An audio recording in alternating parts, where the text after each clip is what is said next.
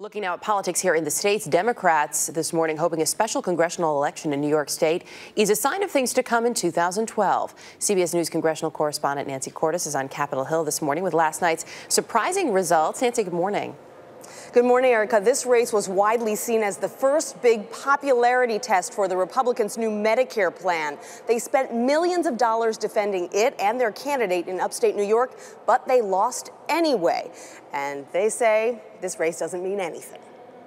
Thank you very much. What's surprising about this win for Democrats is where it happened, in the heavily Republican suburbs of Buffalo and Rochester in upstate New York, where GOP Congressman Chris Lee won re-election with 74% of the vote in November, before shirtless photos he sent to a woman on Craigslist surfaced, prompting the married congressman to resign. George Bush won big in this district, so did John McCain.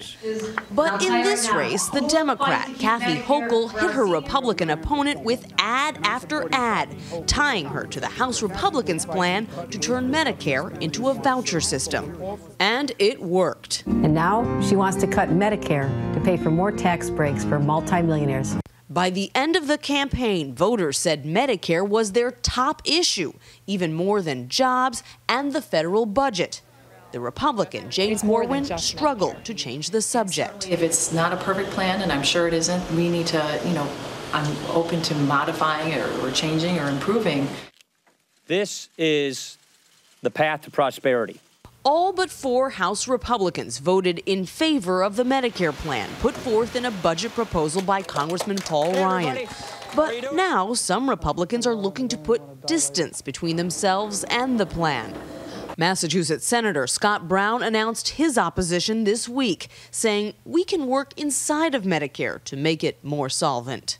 Democrats have seized on an issue that they think is a winner for them, Medicare, and the polls seem to show that they're right. It was the #1 issue in this race in New York. What does that say to you? Yeah, if that's true, and it could well be, we're going to have to make our case better on Medicare. We have to show that it's Republicans who are saving Medicare. Now, what many Republicans will argue today is that this race was not a referendum on anything, that it simply came down to the fact that there was a third-party candidate, a Tea Party candidate, who siphoned off about 9% of the vote, primarily from the Republican.